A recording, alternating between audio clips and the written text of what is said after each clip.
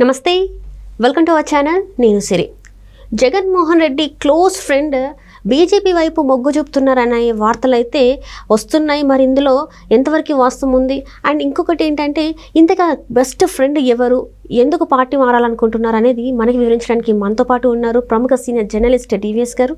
నమస్కారం సార్. నమస్తే సార్. ఇప్పుడు జగన్మోహన్ రెడ్డి గారు బెస్ట్ క్లోజ్ ఫ్రెండ్ ఒకరు బీజేపీ వైపు మొగ్గు చూపుతున్నారు అనే వార్తలు అయితే వస్తున్నాయి.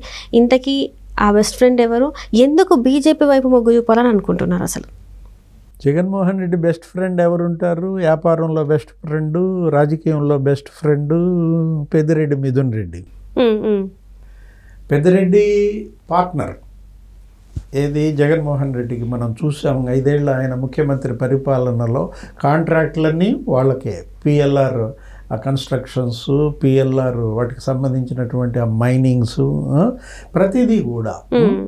పెద్దిరెడ్డి రామచంద్రారెడ్డి ఏమో మంత్రిగా జగన్మోహన్ రెడ్డి దాంట్లో పొంగనూరు శాసనసభ్యుడు. పెద్దిరెడ్డి మిథున్ రెడ్డి ఏమో ఎంపీగా రాజంపేట లోక్సభ పక్ష నేతగా.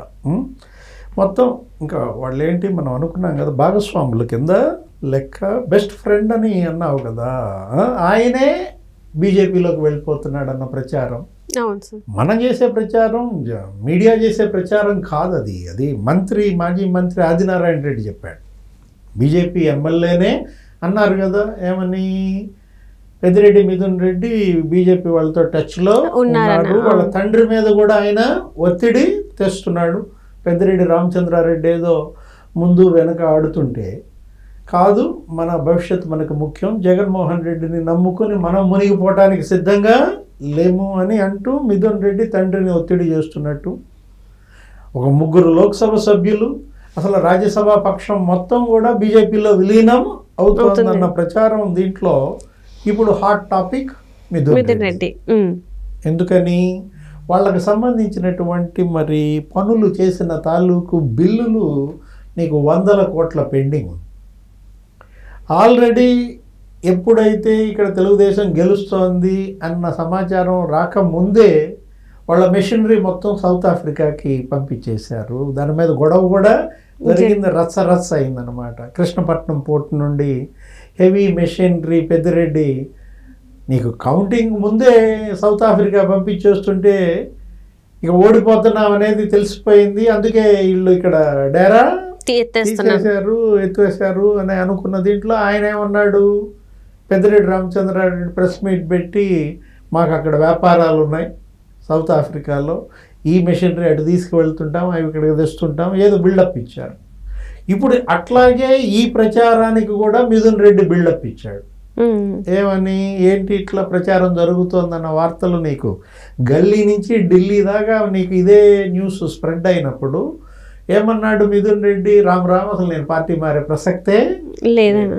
అది మామూలుగా చూయింగం డైలాగ్. ఎవరు పార్టీ మారుతున్నాడన్నా వాడి దగ్గరికి పోయి మనం మైక్ పెడితే టపక్మని అనే మాట అదే. కానీ వాళ్ళు మరుసటి రోజే కండవాళ్ళు కప్పుకోవడం మనం చూసాం. ఇక్కడే కాదు, ఏ రాష్ట్రంలో అయినా అదే సినిమా నడుస్తున్న దీంట్లో మిథున్ రెడ్డి కాషాయ కండవ కప్పుకునేది ఇప్పుడు ఆయన చెప్పచ్చు ఏమని, నేను జగన్మోహన్ రెడ్డికి బెస్ట్ ఫ్రెండ్ అని, నా మీద ఈ ప్రచారం ఇవాళ కాదు 15 ఏళ్ళగా జరుగుతానే ఉంది, మేమేమైనా మారామా అని అంటే అని ఉండొచ్చు. ఎవరికైనా వాళ్ళ భవిష్యత్తు ముఖ్యం.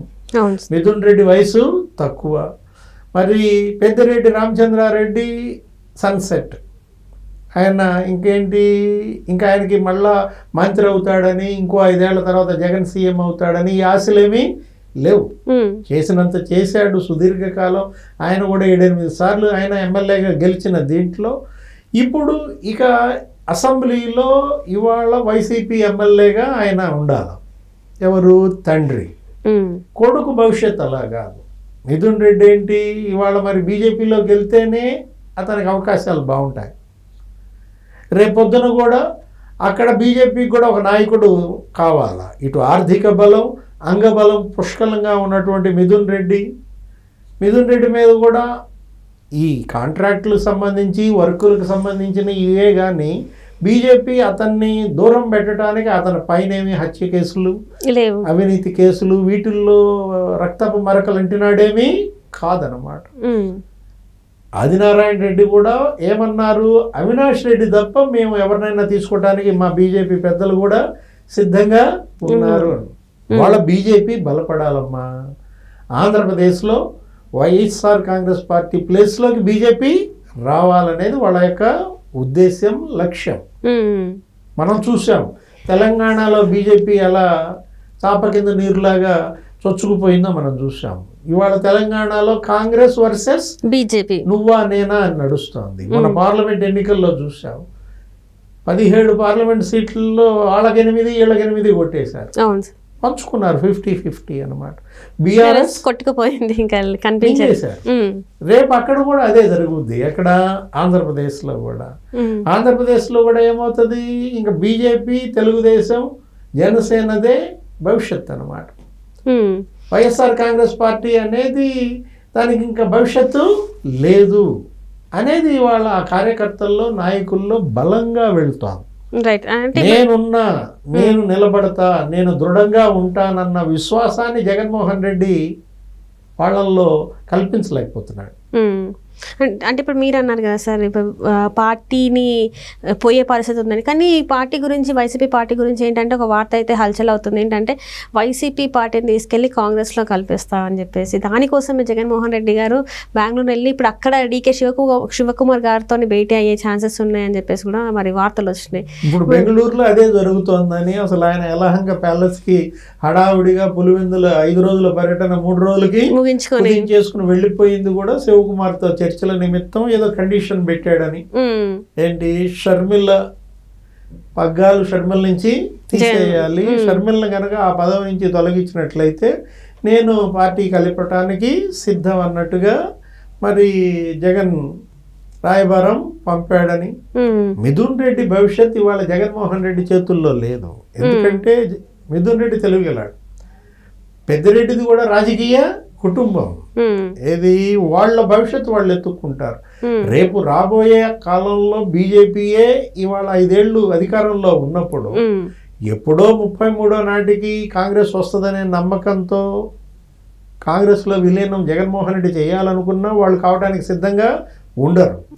పైపెచ్చు ఇదే కారణం, ఇదే వంక చూపించి వాళ్ళు బీజేపీలో చేరిపోతారు. మా యొక్క అభిమతానికి వ్యతిరేకంగా జగన్మోహన్ రెడ్డి ఈ నిర్ణయం తీసుకుంటున్నాడని ఆ నెపం జగన్ మీద వేసేస్తాడు. దూకటానికి వాళ్ళు సిద్ధంగా ఉన్నారు, వంకల కోసం ఎతుకుతున్నారు.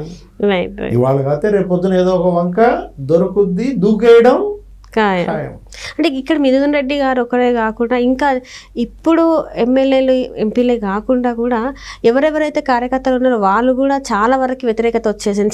చిన్న స్థాయి నుంచి వెళ్ళి పెద్ద వరకు ఉన్న వాళ్ళందరితో వ్యతిరేకత వచ్చేసింది. ఇంకా దానికోసమే ఇంకా జగన్మోహన్ రెడ్డి గారు ఇంకెవరికి మొహం చూపెట్టే అవకాశం కూడా లేదు అన్నట్టు మరి వార్తలు వస్తుంది. మీరేమంటారు సార్? జగన్మోహన్ రెడ్డి ఎప్పుడైతే అసెంబ్లీ 2వ రోజే ఎగ్గొట్టేసి పులివెందులు వెళ్ళిపోయాడో ఆ రోజే భవిష్యత్తు అందరికి అర్థమైపోయింది.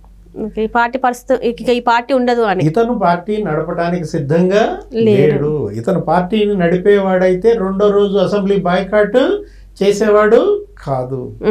2వ రోజు అసెంబ్లీకి వెళ్ళేవాడు, ధైర్యంగా నిలబడేవాడు, అయ్యన్న పాత్రుడిని స్టేజ్ మీద చైర్ దాకా తీసుకువెళ్ళి కూర్చోబెట్టేవాడు, హుందాతనాన్ని చూపించేవాడు. ఎప్పుడైతే నీకు అసెంబ్లీ వదిలేసి తాడేపల్లి వెళ్ళిపోయి పడుకున్నాడో, అక్కడ కూడా ప్రశాంతత లేకుండా పులివెందుల పారిపోయాడో, పులివెందుల్లో ప్రశాంతత లేకుండా బెంగళూరు వెళ్ళిపోయాడు. ఇప్పుడు బెంగళూరులో కూడా ఎన్నాళ్ళు ఉంటాడు, అక్కడి నుంచి కూడా లండన్ కూతుళ్ళ దగ్గరికి వెళ్ళిపోతాడని సమాచారం. ఇలాంటి ప్రచారం నేపథ్యంలో జగన్తో పాటు బంగాళాఖాతంలో కట్టగట్టుకుని దూకటానికి వైసీపీ ఎమ్మెల్యేలు, ఎంపీలు సిద్ధంగా లేరు.